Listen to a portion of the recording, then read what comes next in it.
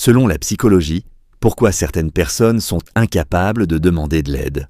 On les croit fortes, indépendantes, trop fières. Mais la vérité est souvent plus douloureuse et plus ancienne. Elles ont intériorisé très tôt que leur vulnérabilité était un fardeau pour les autres. Pas par égoïsme, mais par un mécanisme de protection ancré dans des expériences passées où leurs besoins ont été ignorés, minimisés ou perçus comme une faiblesse. Elles anticipent constamment le dérangement, le rejet ou la déception.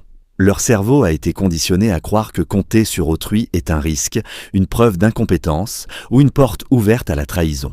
En psychologie, on appelle cela une estime de soi fragile, souvent liée à un attachement anxieux ou évitant. Elle ne refuse pas le soutien par orgueil. Elle n'ose simplement pas y croire, de peur que l'aide promise ne vienne pas ou ne soit donnée avec réticence. Alors, elle lutte seule.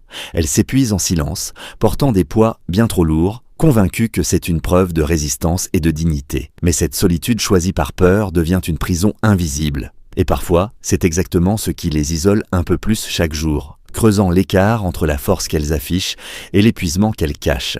Guérir commence par comprendre que demander de l'aide n'est pas un aveu d'échec, mais un acte de courage et de reconnexion à sa propre humanité.